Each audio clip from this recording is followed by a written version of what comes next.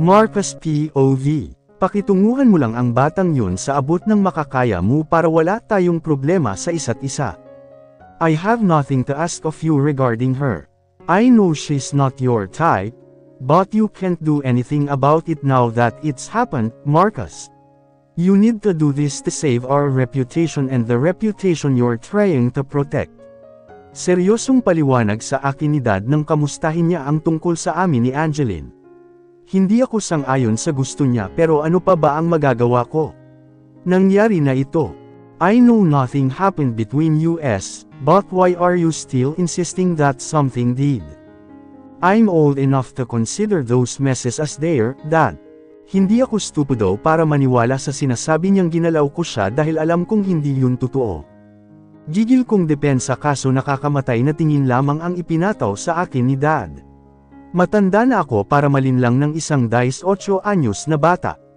At ano ang gusto niya paniniwalaan ko siya? Hell no. Kahit lasing na lasing ako alam ko parent kung ano ang ginagawa ko, at ano pa kung hindi ako lasing. Lalo kong giniit na walang katotohanan ang mga pinagsasabi ni Angeline kaso parang sarado na ang tenga ni Dad para pakinggan ang paliwanag ko. Kung bakit ba pumunta pa siya dito sa opisina ko para lamang ipamuka na naman sa akin kung gaano ako katanga para maging sunod sa niya. Because of his damn reputation kaya niya ito ginagawa. Wala naman akong ikakahiya kahit malaman ng sambayanan ang sekretong iyon. Matagal na akong kilala bilang isang suplado, arrogant at walang pakialam sa mundo kaya bakit ko patatakpan ang reputasyon ko kung sa mga mata ng tao wala lang ako. I'm a mess in our family. Kailangan ko ng apo na papasahan ko ng yaman ko balang araw. Tapos ang diskusyon na ito, Liam Marcus.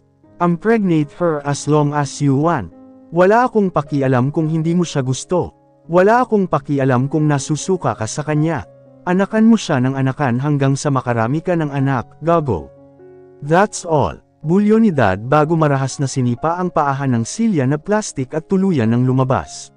Nasundan ko na lamang ang anino ng isa niyang tauhan na nakabuntot sa kanya. He is unbelievable. At lumabas din ang totoo. Ang tanging gusto niya ay apo na galing sa akin. Pero hindi niya ako maloloko na iyon lang ang dahilan niya. Nandyan pa si Rain na mas mahal niya kaysa sa akin. Pwede niyang hilingin sa mahal niyang anak ang hinihiling sa akin pero hindi niya magawa. Dahil ano, wala itong silbi. Dahil puro yabang lamang ito. E ano pa kaya ako? Di ba't parang mas malala pa ako kay Rain?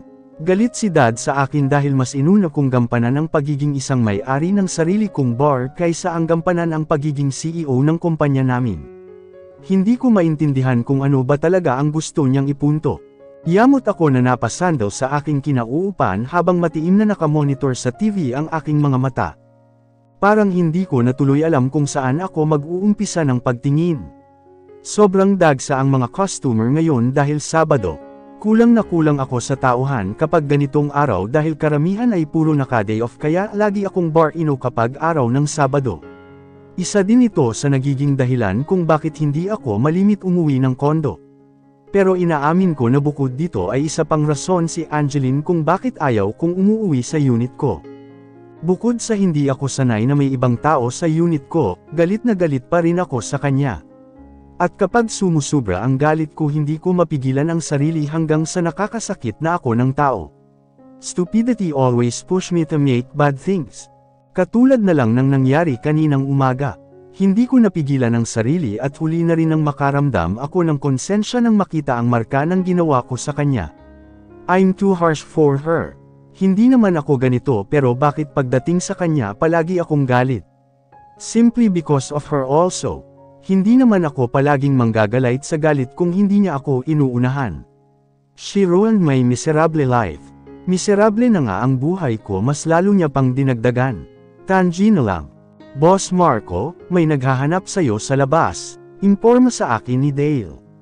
He is the bouncer who always assigned at the front door. Siguro hindi customer dito kaya hindi nakapasok. We have a rules here. No MOCID not allowed. Mabilis kong nilock ang opisina ko bago naglakad ng front door. Sir, Marcus, bulalas na bungad sa akin ng isang babae. She is wearing a denim skirt na halos umalpas na ang isang parte ng kayang pang-upo kapag umupo siya. Naka-black leather jacket siya at saka pulang-pulang ang kanyang labi habang ngumunguya ng bubble gum. Umangat ang isa kong kilay nang maging pamilyar ang hitsura niya sa akin. I know her face but I don't know her name.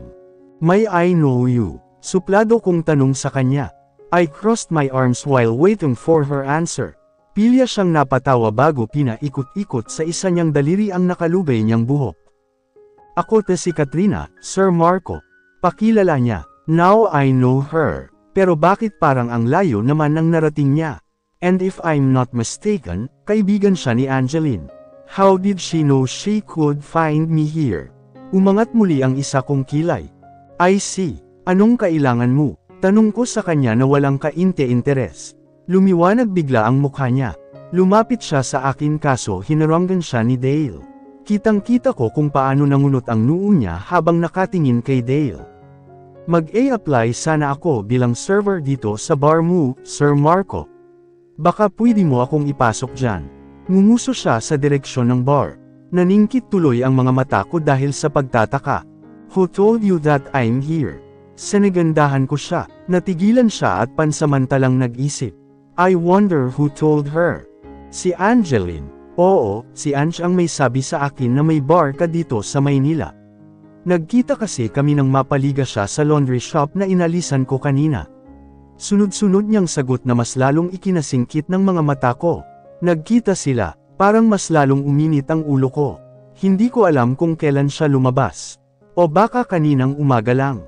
Anong pina-laundry niya sa shop niyo? I'm curious about what she said. Wala akong balak na itanong yun kaso dala ng kuryosidad kaya ko na itanong. Hindi ako ang nag-assist sa kanya pero nakita ko sa resibo ay isang pirasong dress lang ang isinalang niya. Kwento niya, naabot agad ng isipan ko ang sagot sa tanong ko. So she really cherished her wedding dress, ha? You're hired. Sambit ko bago siya tinalikuran. Narinig ko ang tili niya pero hindi ko na siya binalingan. Tamang-tama naman dahil kulang ako sa tao ngayon. Pagbalik ko sa loob ng opisina ko ay nakasunod naman sa akin si Trisha.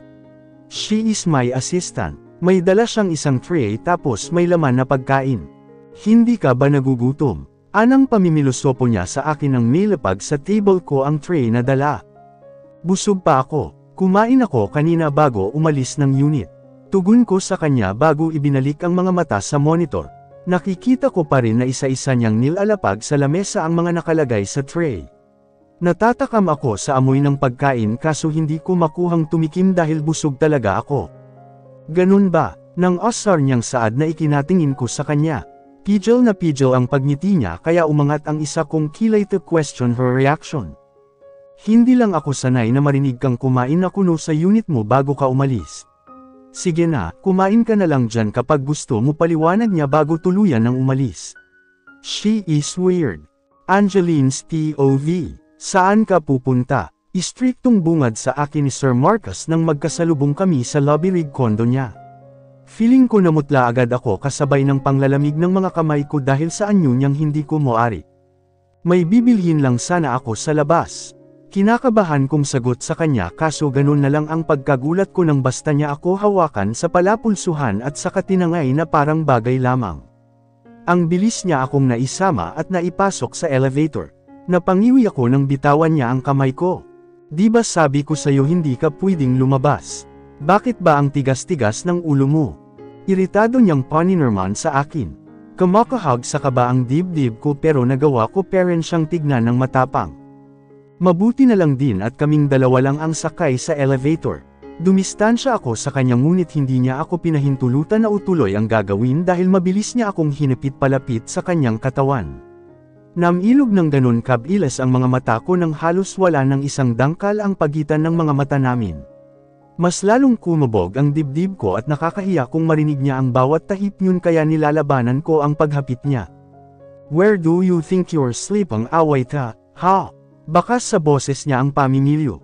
Kusa akong napapikit at hindi kaagad nakasagot dahil tumama sa mukha ko ang mainit at amoy alak niyang hininga.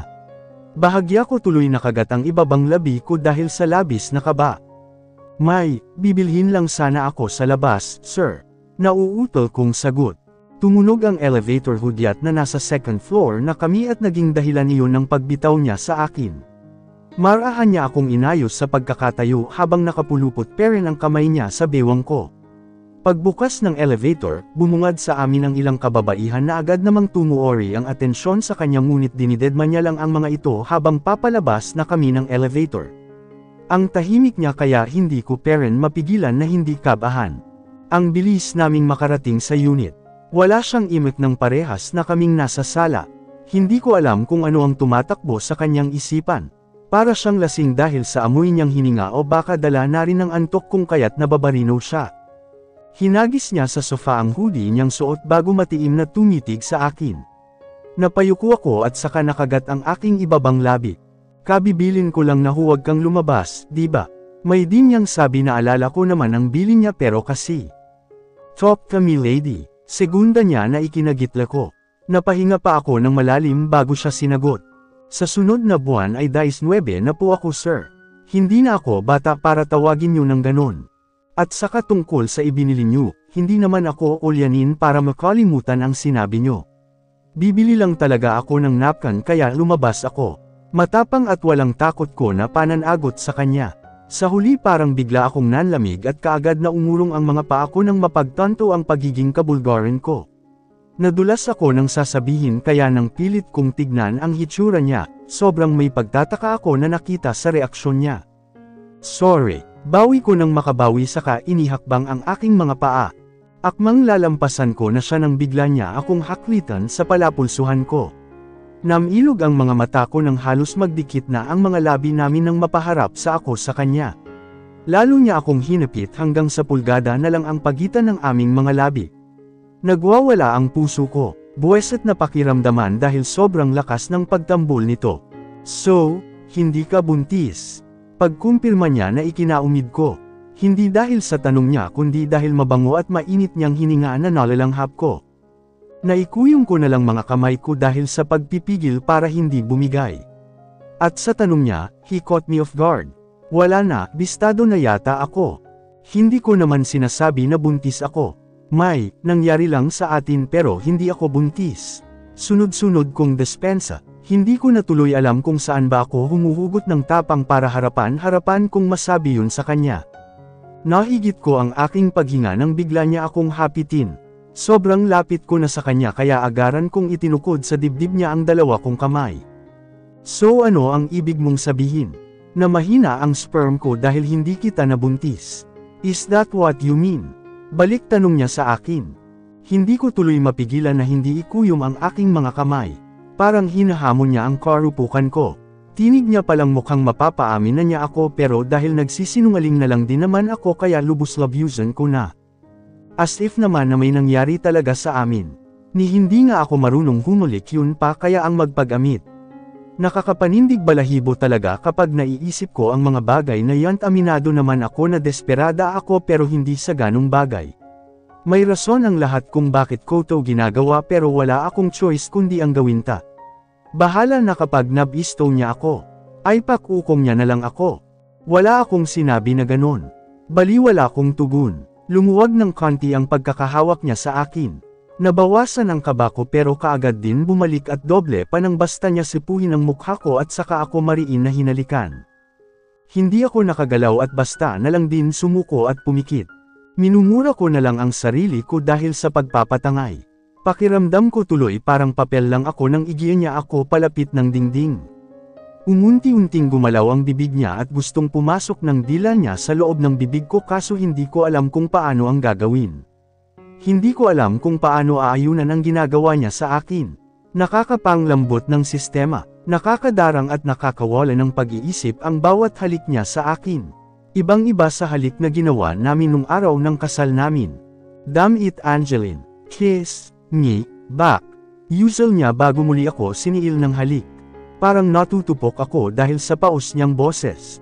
Minanduan niya ang isang babaeng walang karanasan pagdating sa panghahalik.